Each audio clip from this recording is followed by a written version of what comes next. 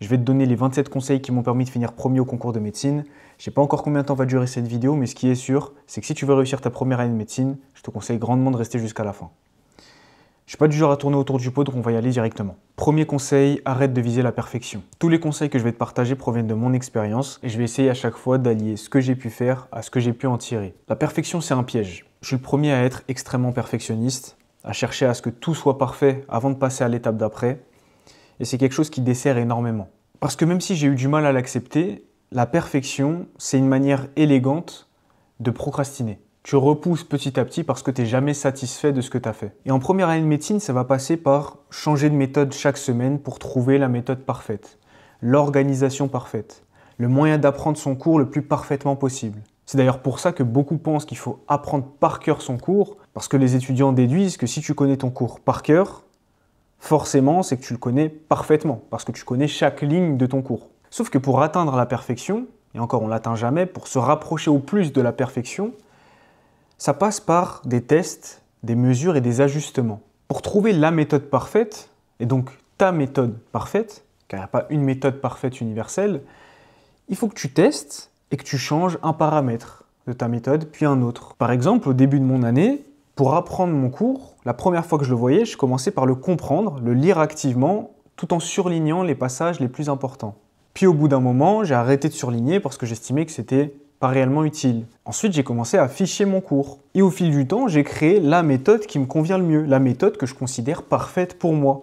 Et j'ai commencé avec une base, puis j'ai ajusté, puis j'ai mesuré. La mesure, elle passe par la maîtrise de ton cours, par les résultats que tu as au QCM. Et ça, il faut vraiment le comprendre. Tu ne peux pas estimer que quelque chose fonctionne ou non si tu n'as pas de feedback, si tu n'as pas de quoi évaluer concrètement ce que tu as fait. Donc arrête d'attendre la perfection et agis, rentre sur le terrain. Et c'est ceux qui agissent qui auront le plus de retours et qui pourront donc progresser le plus. Deuxième conseil, fais la paix avec la peur. La peur en première année de médecine, c'est un énorme fléau. Les gens ne sont pas là pour dominer, mais ils sont là pour survivre. La peur de l'échec, la peur de décevoir, la peur de ne pas être à la hauteur, la peur du retard, la peur de ses concurrents. En fait, la finalité, c'est que pour ne pas avoir peur, il faut se concentrer sur soi. Moi, j'ai jamais eu peur pendant ma première année, honnêtement. Je ne vais pas mentir à dire que j'ai eu peur pour vous identifier à moi. C'est faux, j'ai jamais eu peur. Et je pense simplement parce que j'en ai jamais fait trop sur la première année. Je ne l'ai jamais vu comme quelque chose d'inatteignable, comme une année où seuls les génies réussissent. Je pense juste que pour ne pas avoir peur, il faut voir cette année comme une année normale. Il faut se concentrer sur ce qu'on contrôle. C'est-à-dire que moi, je me faisais mon programme, je savais que je devais respecter ce que je mettais en place et que si je respectais ce que je mettais en place, j'allais réussir. Et donc pourquoi avoir peur? Parce que tout ce système que j'avais créé m'apportait une telle sérénité, une telle confiance quant au fait que j'allais réussir que j'avais pas peur, tout simplement. Donc aujourd'hui, si toi tu as peur, je suis presque sûr que c'est à cause de l'image qu'on donne à la première année de médecine. Après, factuellement, oui, 10% qui réussissent, mais en fait tout ça, c'est ça qui crée la peur. Le fait de dire qu'il n'y a qu'un certain pourcentage qui est faible de personnes qui passent leur première année de médecine, c'est ça qui alimente la peur et donc toutes les idées, toutes les rumeurs, tout ce qu'on entend sur la première année. Donc même si tu veux être factuel, ok, imaginons il y a 10% de personnes qui réussissent leur première année de médecine, ok, bah tu vas faire partie de ces 10% parce que justement, tu ne te mets pas en tête que la première année de médecine, c'est quelque chose de dur. Voilà. Faut vraiment même pas se dire ça en fait. Dis-toi juste que tu vas faire le nécessaire pour réussir, tu vas mettre toutes les choses en place pour réussir et que naturellement, bah, tu vas la réussir tout simplement. Ça m'amène directement au troisième conseil, sois calme en toutes circonstances. Le calme, c'est la finalité, c'est le but ultime, c'est ce que tu obtiens quand tu respectes tout ce que j'essaie d'enseigner dans mes vidéos et en particulier dans la voie du major. Le calme, il vient grâce à la clarté. La clarté, c'est savoir où tu en es, ce que tu as fait, ce que tu dois faire. Et quand tu ressens le calme, franchement, tu as tout gagné parce qu'il n'y a plus rien qui peut t'arriver. En fait, quand tu as le calme, c'est que tu as compris que ton système fonctionne par des faits, hein, c'est factuel, comme j'ai dit, tu mesures et tu obtiens quelque chose de suffisamment optimisé qui se rapproche de la perfection pour toi. Et donc que tu n'as même plus à t'en faire sur quoi que ce soit et que tu as juste à respecter à chaque fois ce que tu mets en place pour atteindre tes objectifs. Et tout ça, ça passe par créer un système. Créer le système le plus adapté à toi. Et ça, on y reviendra par la suite. Quatrième conseil, ne pas se comparer, mais s'auto-évaluer. Encore une fois, la première année, on est amené à se comparer à n'importe qui. On entend des personnes à la fac, à la prépa, je ne sais où, sur les réseaux, sur ton groupe Discord, sur ton groupe WhatsApp. Et on est là à se comparer et c'est tout à fait humain. Moi-même, je me suis comparé très peu, mais malgré tout le mindset que j'avais, j'ai été amené par moments à penser à la comparaison. Je voyais quelqu'un dans le groupe Discord qui répondait à toutes les questions. Dès qu'il y avait un élève qui posait une question, il avait la réponse. Je me disais, punaise, il est chaud quand même. Il est chaud. Je me disais, ok, le but c'est que je sois devant lui, tu vois. C'était vraiment ce que je me mettais en tête. Et en soi, c'est pas nécessairement mauvais de penser comme ça quand c'est pour te dépasser. Mais la comparaison nocive, c'est la comparaison qui alimente la peur. On en revient au sujet précédent. La comparaison du genre, t'entends quelqu'un dire qu'il a vu tel nombre de cours et là tu commences à paniquer, à stresser. Alors qu'en soi, il n'y a aucune raison étant donné que tu n'as aucun contexte, tu ne connais pas sa vie, tu ne connais pas s'il maîtrise réellement ses cours, peut-être même qu'il ment. Tu sais rien en fait. Et encore une fois, c'est là où il faut se concentrer uniquement sur soi et ce que tu peux contrôler et avoir confiance en ton système. Ton système que tu crées à force de t'auto-évaluer. Ok, dans mon programme, j'ai fait toute cette semaine, j'ai tout respecté. Est-ce que je trouve que j'ai bien avancé pour chaque cours? Est-ce que je sens qu'il y a de l'amélioration dans mes résultats quand je fais mes QCM? Est-ce que je sens que je maîtrise davantage mon cours, que je sais davantage l'expliquer? Et à force de construire ce système optimal, la finalité est toujours la même. Tu n'auras plus qu'à respecter ce que tu mets en place pour réussir. Et donc, tu n'auras même plus besoin de penser comparaison avec je ne sais qui. Que ce soit le retard, que ce soit l'avance, c'est toujours par rapport à toi, pas par rapport aux autres. Tu es ton propre point de comparaison. 5e conseil, apprendre à aimer la lenteur. Alors ça, j'aime trop ce conseil parce que la première année de médecine, encore une fois, on est amené à pousser les étudiants à aller vite.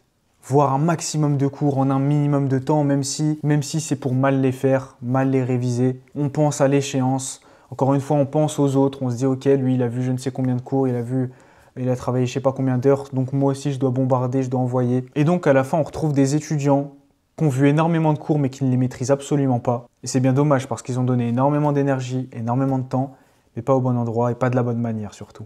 Personnellement, je suis quelqu'un qui fonctionne de manière très lente, entre guillemets, c'est-à-dire que je prends mon temps pour faire les choses bien. Et dans ma méthode de travail, ça passe par passer plusieurs heures à comprendre un cours s'il le faut.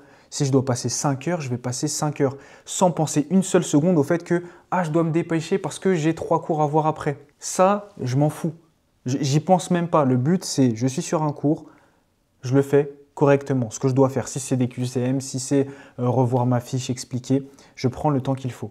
Et tout ce temps que tu passes au début, parce que généralement c'est au début que tu vas passer du temps, et ben, tu vas le gagner par la suite. C'est un investissement finalement. 6e conseil, voir le travail comme une habitude, pas comme un effort. Ça, c'est quelque chose qui se travaille, honnêtement. Et la première année de médecine, globalement, elle te l'apprend quand tu es constant. Moi, aujourd'hui, le travail fait partie intégrante de moi. Avant la première année de médecine, je ne travaillais pas. Vraiment, je ne travaillais absolument pas. Au lycée, je ne travaillais pas. Pas du tout. Maintenant, je ne fais que ça, en fait. Et pas que de par mes études, hein. Mes projets, mes études, ma vie en général. Je ne fais que travailler. Et c'est devenu normal pour moi et je prends du plaisir à travailler. Même si je reste un humain, hein, c'est juste que si je ne travaille pas, je suis amené à ne pas me sentir bien, à ne pas être aligné avec qui je veux être. Et je ne dis pas que pour toi, travailler, ça doit devenir une passion, mais déjà, quand même, j'aimerais préciser que pour moi, à quantité de travail égale, quantité de temps passé égale, celui qui prend du plaisir à faire ce qu'il fait sera toujours meilleur que celui qui n'en prend pas. Et apprécier le processus qui te mène à ton objectif te permettra de l'atteindre toujours beaucoup plus rapidement. 7e conseil, fais confiance au processus. Si tu ne te fais pas confiance, tu ne pourras jamais atteindre ton plein potentiel. Et certes, la progression, le fait de te voir t'améliorer, elle n'est pas toujours visible. Ça peut prendre vraiment des mois et des mois, voire des années. Mais crois-moi, au bout d'un moment, tu la verras cette différence. Et généralement, quand tu la vois vraiment. Dis-toi que si tu mets les choses en place correctement, il n'y a aucune raison pour que tu n'atteignes pas tes objectifs. Et je dirais même que même si tu ne les mets pas en place correctement, à force de les faire, tu vas chercher à améliorer les choses, à optimiser ton système de sorte à atteindre ton objectif. 8e conseil, réviser n'est pas relire.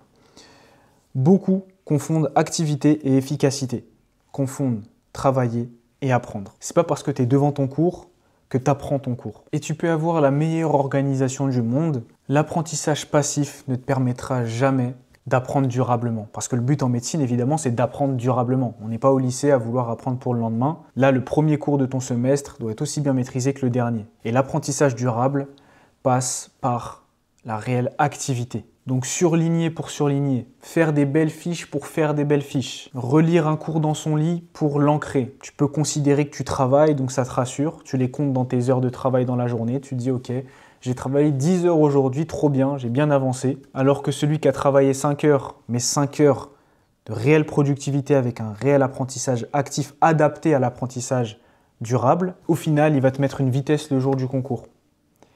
Et cette personne-là, c'est moi. 9e conseil, travailler par compréhension avant la mémorisation. On entend énormément que les études de médecine, c'est des études à par cœur. Il faut connaître ses cours par cœur. Et si tu compares ça à des études d'ingénieur, évidemment, on peut considérer que c'est du par cœur. Mais c'est pas si simple que ça. C'est pas dichotomique, c'est pas oui c'est du par cœur, non c'est pas du par cœur. La médecine, ça reste en grande partie de la compréhension. Comprendre chaque notion qui vont te permettre de maîtriser par la suite ton cours. Personnellement, j'ai un moyen de mesurer concrètement le niveau de maîtrise que j'ai d'un cours, c'est de savoir l'expliquer. Et crois-moi, quand tu connais par cœur ton cours parce que tu l'as appris par cœur, c'est-à-dire ligne par ligne, comme sur ton cours, chaque ligne tu l'as appris par cœur, tu ne sais pas l'expliquer. Tu sais le ressortir, d'ailleurs ponctuellement, comme j'ai dit, ce n'est pas de l'apprentissage durable, tu pourras le ressortir demain après-demain, mais pas dans un semestre, mais tu ne pourras même pas l'expliquer. Alors que si tu ne maîtrises pas ton cours par cœur, mais que tu l'as parfaitement compris, tu pourras très bien l'expliquer dans une discussion par exemple. Tu ne pourras pas ressortir chaque détail directement, mais dans une situation où il faudra en parler, tu sauras en parler. Et étant donné que le concours de médecine n'est pas un concours où il faut ressortir son cours, c'est-à-dire qu'on est sur un concours de QCM.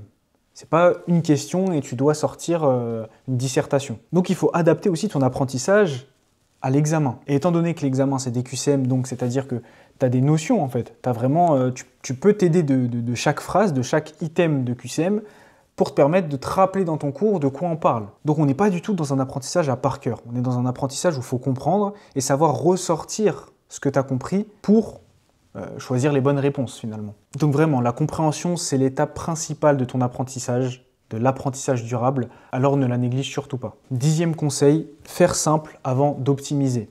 Ça rejoint un peu ce que je disais au début avec le perfectionnisme. Il faut arrêter de chercher la méthode parfaite, la méthode la plus complexe, l'organisation la plus complexe. Fais les choses simples, une organisation simple. Ok, aujourd'hui je fais ça, ça, ça, pas plus. Ma méthode elle consiste juste à comprendre, faire une fiche et l'apprendre et faire des QCM.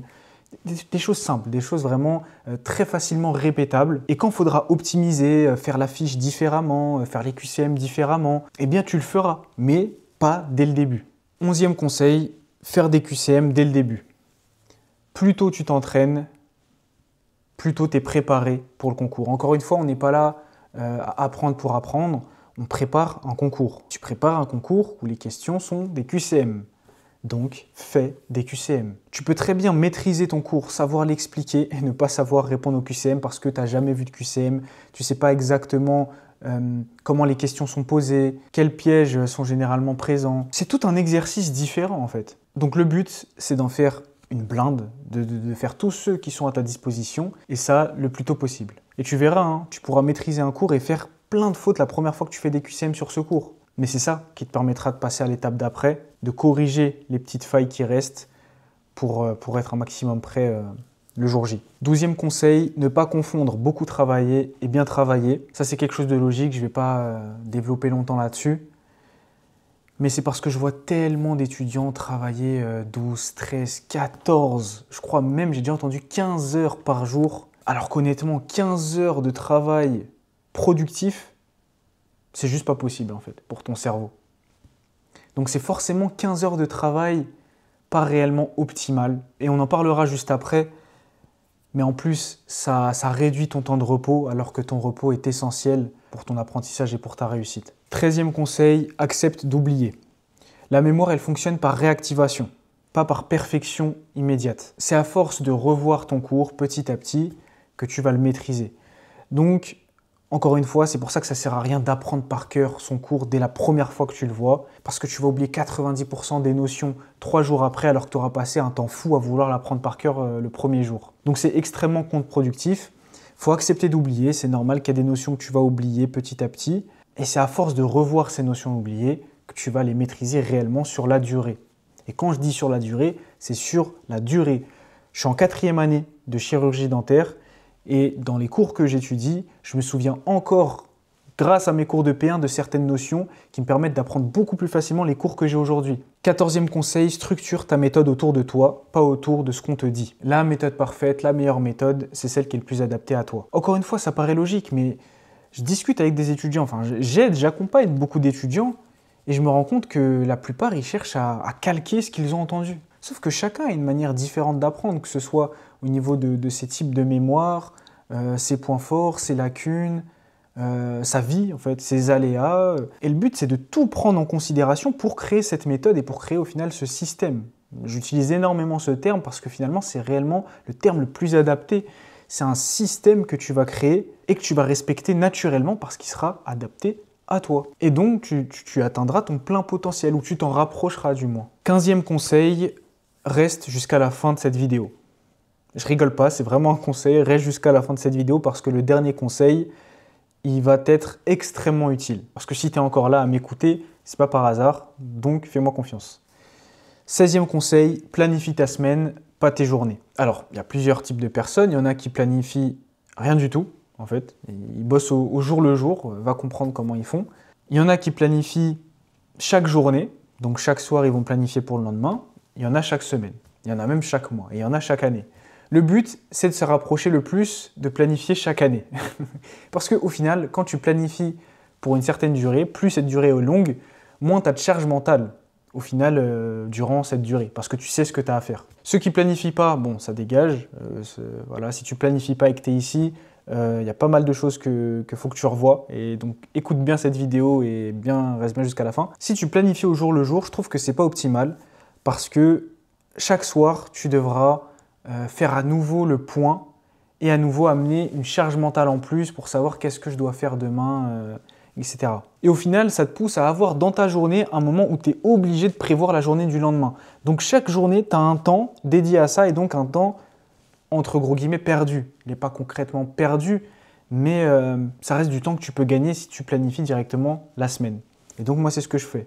Et c'est ce que j'ai fait lors de ma première année. Chaque dimanche, je planifiais la semaine suivante. Et ça permet de gagner un temps fou parce que toute la semaine, tu n'as plus qu'à agir, agir, agir et tu ne penses à rien d'autre. Parce que quand tu fais le point et quand tu planifies ta semaine, tu le fais correctement. On n'est pas là pour bâcler l'organisation. L'organisation, la planification, c'est une étape clé et c'est encore une fois une pièce essentielle de ton système. Donc je prenais tout le temps qu'il faut, c'est-à-dire 1, 2, même peut-être plus de 2 heures pour planifier ma semaine. Après, j'avais plus qu'à agir. Et aujourd'hui, pour les cours, je planifie toujours semaine par semaine, mais par exemple dans mes projets, je planifie pour le mois. Et encore une fois, ça me permet vraiment de réduire grandement toute la charge mentale que j'aurais pu avoir si ce n'était pas fait. 17e conseil, arrête de multiplier les pauses. Tu vas peut-être me dire, oui, il y a la méthode Pomodoro qui consiste à travailler 30 minutes et faire une pause 5 minutes à chaque fois. C'est vrai, ça existe. Si ça existe et que beaucoup de personnes l'utilisent, c'est que ça doit fonctionner, que ça doit être prouvé scientifiquement que ça fonctionne. Mais étant donné que les gens aiment bien faire ce qu'on leur dit de faire sans réellement réfléchir, moi le premier, je ne dis pas que je suis différent de vous, on est tous dans le même sac, je vais quand même apporter une petite nuance par rapport à ça. Pour certains, ça doit être adapté. Pour d'autres, je suis sûr que vous pourriez être 10 000 fois plus productif si vous ne faisiez pas de pause ou très peu de pause. Je pense qu'on est tous d'accord pour dire que se mettre au travail, c'est le moment le plus compliqué. C'est le moment où on est le plus à même de procrastiner, de ne pas se mettre au travail finalement. Donc, une fois que tu t'es mis au travail, tu as fait le plus dur. Pourquoi en ressortir? Pourquoi en ressortir pour après devoir repasser par cette étape horrible qui est de se mettre au travail? Instinctivement, je me suis dit, bon, maintenant, quand je me mets au travail, je n'en ressors pas jusqu'à que j'ai fait tout ce que j'avais à faire dans ma journée. C'est un truc de malade. En vrai, c'est un peu extrême, mais pour moi, je trouve que c'est le plus adapté. Mais pour d'autres, après, on peut faire moins extrême. Au lieu d'en faire je ne sais pas combien des pauses, tu en fais une seule, par exemple. Donc, tu as travaillé je ne sais pas combien d'heures d'affilée, tu fais ta pause, ok, il faut bien manger, par exemple, etc. Et ensuite, tu te remets au travail. Et tu fais un minimum de pause pour éviter un maximum de te retrouver dans la situation où tu dois te remettre au travail. Parce qu'une fois que tu es à fond dans ton travail, tu passes en mode focus, tu passes dans l'état de flow qui est l'état où ta productivité est au maximum en fait, et où tu sens même pas le temps passer, tellement tu travailles et tu es concentré dans ce que tu fais. Et moi, étant donné que c'est un état que j'atteins toujours quand je travaille, bah, je préfère en profiter. Et donc, je préfère travailler 7 heures d'affilée à une productivité maximale. Et après, bah, ma pause, en fait, c'est toute ma soirée. En fait, j'ai énormément de temps après. Je faisais ça notamment pendant mon second semestre. Et pendant le ramadan, c'était encore plus adapté parce que je commençais à bosser vers 5-6 heures. Ouais, 5 heures, je crois. Et je finissais à midi. C'est-à-dire que ma journée était finie à midi. Je n'avais plus à toucher un cours, à travailler ou quoi que ce soit à midi. Maintenant, encore une fois, il faut s'écouter. Si tu sens que tu as besoin d'une pause parce que tu décroches, ok, tu l'as fait. Mais ce que je veux que tu comprennes, c'est que ça ne sert à rien de te dire ok, je fais une pause parce que c'est l'heure de faire une pause, alors que tu es dans un état de flow, tu es dans un état de productivité maximale. Ne coupe pas cet état. 18e conseil, fais de ton sommeil un pilier. Je vous l'avais dit, j'allais revenir dessus. La première chose qu'on sacrifie quand on doit travailler plus, c'est le sommeil. Alors qu'en soi, ça devrait être la dernière. Bon, le sommeil, on est d'accord, c'est important, c'est un pilier essentiel de ta santé. Mais c'est pas ça que je veux aborder, j'ai pas envie de sortir les phrases bateau pour te dire de dormir plus ou dormir assez. Par contre, je vais te donner des arguments beaucoup plus concrets. Même si la santé, c'est extrêmement important, mais tu vas comprendre. Si tu sacrifies ton sommeil pour faire plus d'argent, je peux comprendre. Si tu sacrifies ton sommeil pour les études de médecine, pour apprendre tes cours, là par contre c'est complètement contre-productif. Parce que le sommeil, c'est ce qui te permet de consolider ta mémoire. Donc en fait le sommeil est une étape de ta méthode de travail. Le sommeil est une étape de ton système. Réduire ton sommeil, c'est réduire tes capacités de mémorisation. Et donc le temps que tu auras passé en plus pour réduire ton sommeil, c'est à la fois du temps que tu auras perdu parce que tu n'auras pas été aussi productif que si tu avais bien dormi, et en plus, ça va même impacter les autres cours que tu as vus quand tu étais bien réveillé parce que tu n'auras pas permis à ton cerveau de réellement mémoriser au mieux par manque de sommeil. Il faut arrêter de sacrifier le sommeil. Sacrifie le fait de manger, par exemple. Manger un repas par jour, ça peut être largement suffisant. Vraiment, hein. Si tu manges un bon repas par jour, c'est suffisant. C'est prouvé scientifiquement. Tu peux sacrifier quelques relations sociales exceptionnellement durant cette année, mais sacrifier le sommeil, c'est la pire chose à faire. Personnellement, j'ai jamais aussi bien dormi que durant ma première année de médecine. Encore une fois, tout ce que je te dis, c'est pas par hasard, hein. C'est pas pour ressortir les conseils que tout le monde entend. C'est des choses factuelles. Et chaque conseil m'a permis réellement de finir premier à ce concours de médecine. Donc pour en revenir à ce que je disais, j'ai jamais aussi bien dormi que durant ma première année de médecine. Je dormais 10-11 heures par nuit. C'est beaucoup, hein, mais moi j'estime que c'est ce dont j'ai besoin pour être pleinement efficace. 19e conseil, fais des pauses réelles. Tout à l'heure je disais qu'il ne faut pas faire trop de pauses, maintenant je dis qu'il faut faire des vraies pauses. Et c'est vrai, quand tu fais une pause, fais-la vraiment. Quand tu travailles à 100%, quand tu fais des pauses à 100%. Et qu'est-ce qu'une vraie pause?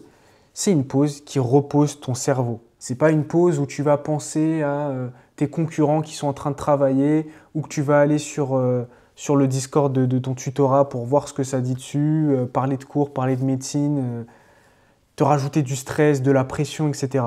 Non, une pause, c'est un moment où tu décroches pleinement. Ça peut être regarder ta série Netflix, regarder une vidéo YouTube de pur divertissement, peu importe. Je ne vais pas commencer à te dire de lire des livres pendant tes pauses, de faire du sport pendant tes pauses, c'est sûr que c'est mieux.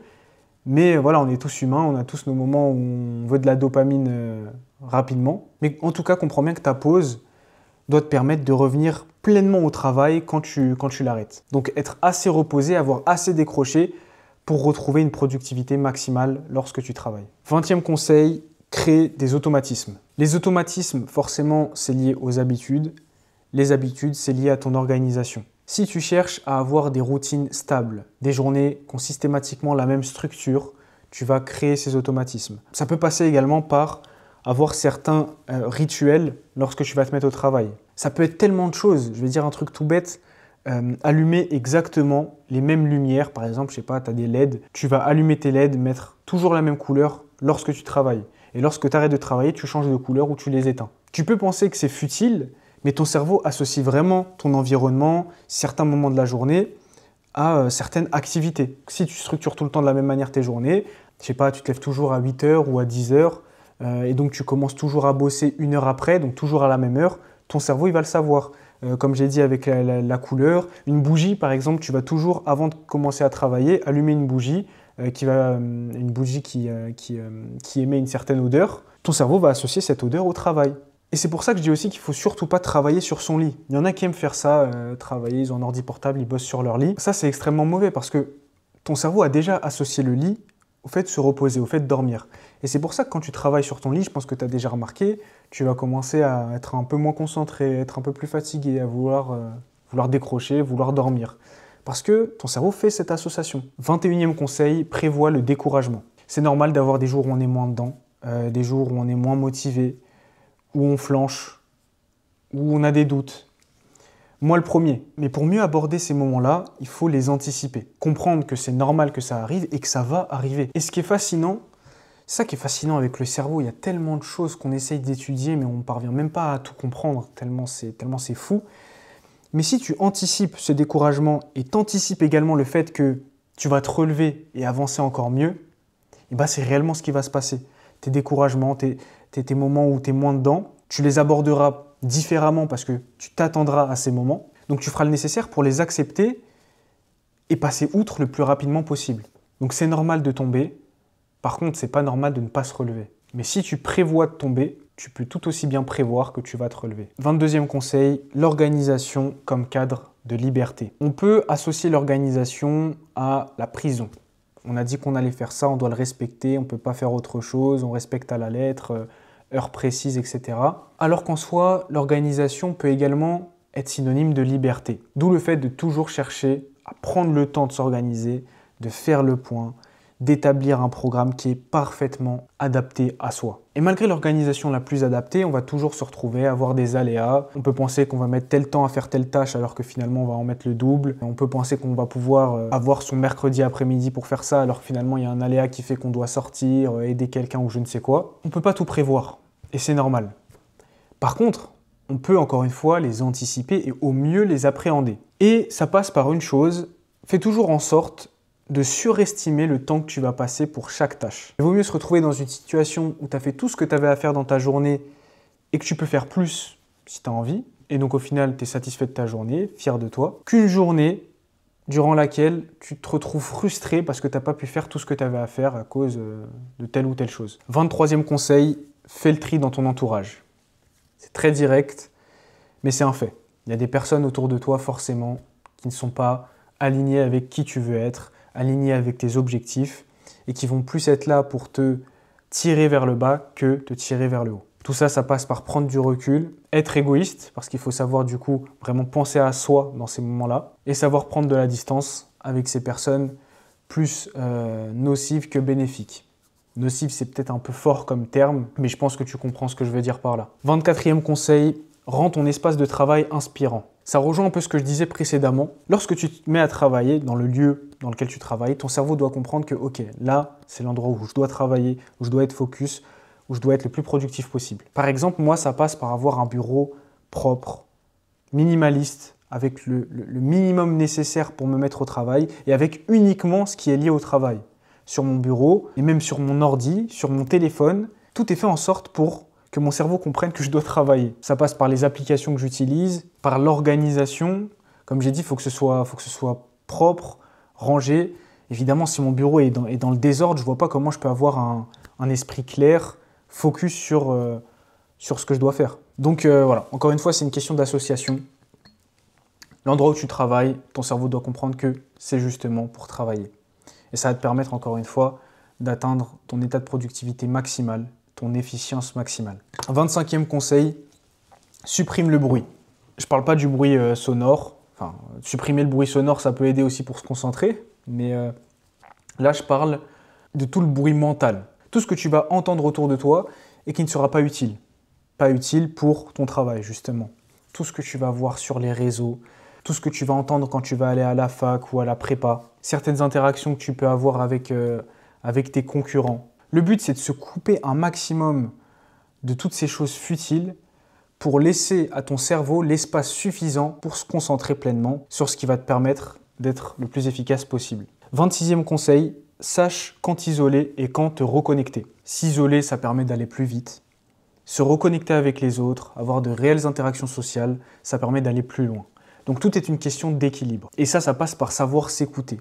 Moi, j'ai des moments de focus où je charbonne pendant plusieurs mois. Je ne sors pas, je ne vois personne. Et on pourrait se dire, oui, c'est un manque d'équilibre, il n'a pas assez d'équilibre dans sa vie, il faut savoir avoir des moments pour travailler, des moments pour être avec ses proches et sortir je ne sais où. Mais pourquoi parler d'équilibre sur un jour ou sur une semaine? Tout est une question d'intervalle. Tu peux très bien te parler d'équilibre sur un an comme sur un mois. Moi, mon intervalle, elle est plus large.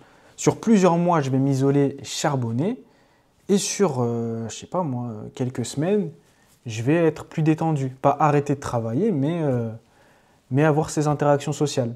Et je dis pas qu'il faut faire ça avoir le même rythme que moi, mais encore une fois, faut adapter. Ça peut être sur une semaine que tu crées cet équilibre. Bon, sur un jour, faut pas abuser. Mais sur une semaine, 2 semaines, un mois, plusieurs mois, un an. Mais pour moi, il faut les deux. Parce que je le répète, tu n'iras jamais aussi vite que quand tu es seul. Par contre, tu n'iras jamais aussi loin que quand, pas forcément tu es à plusieurs en train de travailler, mais quand tu as des interactions. Parce que c'est l'essence de l'être humain aussi, les interactions sociales. L'humain est fait pour ça.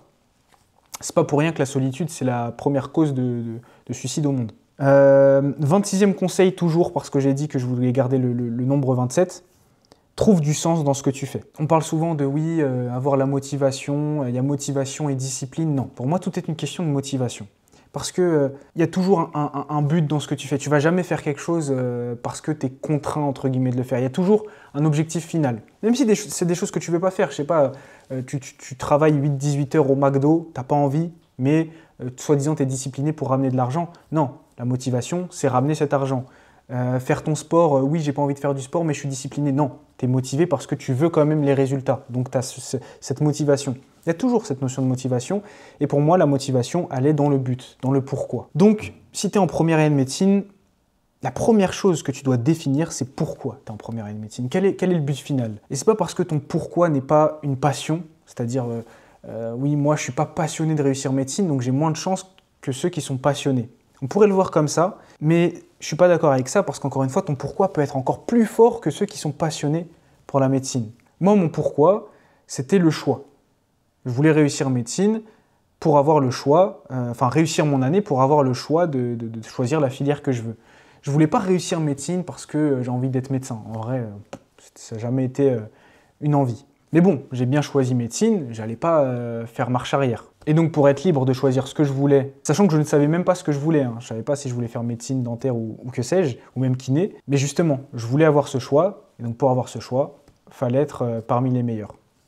Voire le meilleur en fait. Enfin, il fallait être le meilleur, parce que dentaire, il n'y avait qu'une seule place sans passer par les euros, donc il fallait forcément que je sois premier. Pour finir, 27e et dernier conseil, procure-toi la voix du major. Ne quitte pas la vidéo, écoute-moi, c'est pas une blague, c'est un vrai conseil et c'est un conseil d'amis. Oui, c'est bénéfique pour moi si tu te procures la voix du major, je gagne de l'argent, c'est vrai, mais crois-moi, si tu es encore sur cette vidéo à m'écouter, c'est vraiment bénéfique pour toi.